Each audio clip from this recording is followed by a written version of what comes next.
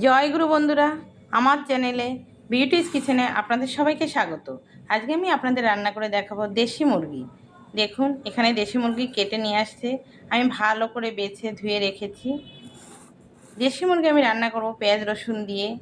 এখানে পেঁয়াজ রসুন দেখুন, এখানে আমি দেশি মুরগিতে দেবো আদা বাটা, রসুন বাটা, জিরে বাটা, লঙ্কা বাটা আর দুটো আলু 4 টুকরো করে রেখেছি। এখানে পেঁয়াজ কুচি রেখেছি আর ফোড়নে দিয়ে দেবো জিরে, তেজপাতা, একটা শুকনো লঙ্কা।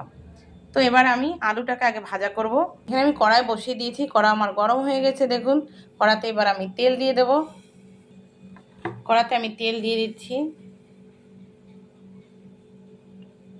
আমি তেল গরম হয়ে গেলে তেলে আমি আলুটা ভেজে নেব। দেখুন, তেল আমার গরম হয়ে গেছে। তো এবার আমি আলুটাকে দিয়ে দেবো।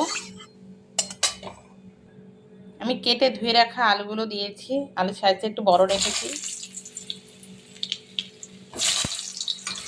4 পিসি আলু দেবো, এর বেশি দেবো না, আমাদের মাংসটা অত আলুটা খেতে যায় না। আমি আলু ভাজা একটু লবণ দিয়ে দেবো আলুতে, তাহলে লবণটা একটু ঢুকবে।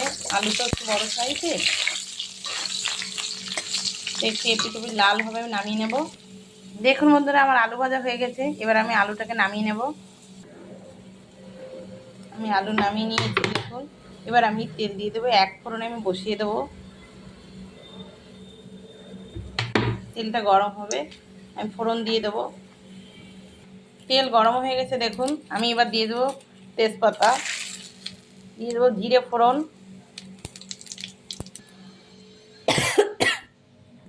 জিরে তেজপাতা দেখুন লাল হয়ে গেছে। এবার আমি কুচিয়ে রাখা পেঁয়াজটাকে আমি দিয়ে দেবো ফোড়নে।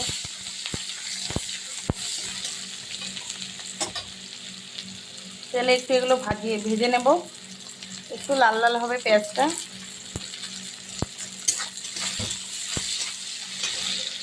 দেখুন বন্ধুরা, আমার পেঁয়াজ লাল হয়ে গেছে।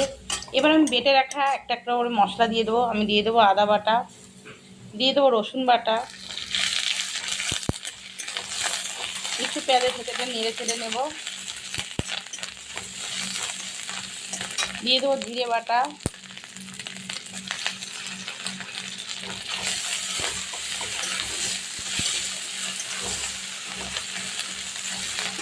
একটু জল দিয়ে দেবো সামান্য,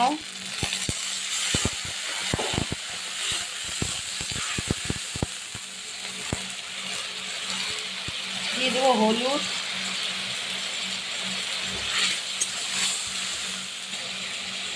দেবো লবণ,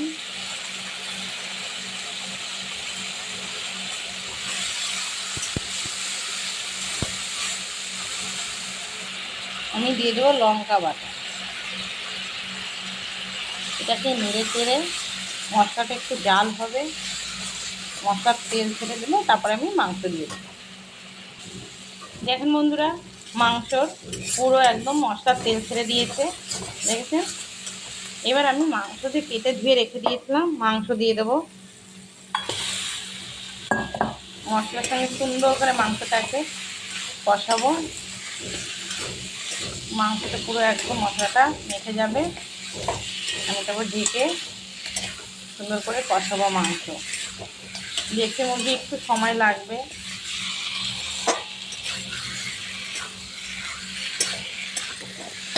এবার আমি ঢেকে দেবো।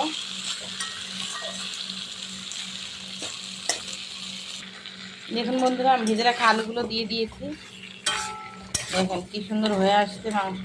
আর একটু ঢেকে দেবো, একটু সময় লাগবে যেহেতু দেশি মুরগি। দেখুন বন্ধুরা, মাংস করে কষানো হয়ে এসছে, দেখেছেন কালারটাও কি সুন্দর হয়েছে। আমি আরেকটু ঢেকে দেবো, আর একটু ঢেকে দিয়ে তবেই জল দেবো তারপরে। দেখুন বন্ধুরা, আমার মাংস হয়ে গেছে কষানো। এবার আমি জল ঢেলে দেবো মাংসতে। এবার আমি জল দেবো। দেখুন বন্ধুরা, এবার আমি জল দিয়ে দিচ্ছি।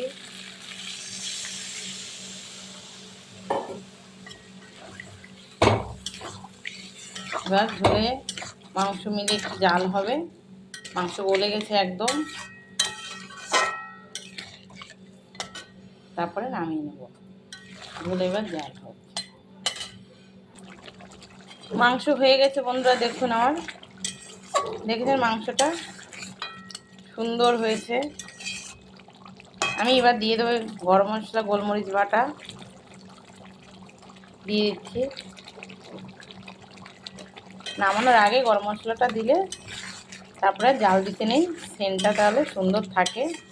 গরম মশলা দিয়ে বেশি জাল দেওয়া লাগে না। মাংস এবার আমি নামিয়ে নেব। দেখুন বন্ধুরা, আমার মাংস হয়ে গেছে। আমি মাংস নামিয়েছি, দেখুন কি সুন্দর হয়েছে। দেখতেও কিন্তু যেমন কালারটা খুব সুন্দর হয়েছে, খেতেও কিন্তু এতটাই ভালো হবে। আপনারা দেশি মুরগির মাংস এভাবে একবার করে খেয়ে দেখবেন, খুব সুন্দরই লাগবে খেতে। খেয়ে কমেন্টে জানাবেন আমাকে দেশি মুরগির মাংস কেমন লাগে খেতে। আর আপনারা কখনো গোটা রসুন দেন এভাবে, দেখুন আমি গোটা রসুন সিদ্ধ দিয়ে একবারে মাংসের মধ্যে কষানো গোটা থাকবে, একদম কগুলো নরম হয়ে যায়, খেতে কিন্তু ভীষণ ভালো লাগবে। এই শীতের দিনে মাংসের ভিতরে আপনারা গোটা রসুন দিয়ে খেয়ে দেখবেন, খুব সুন্দর লাগে খেতে।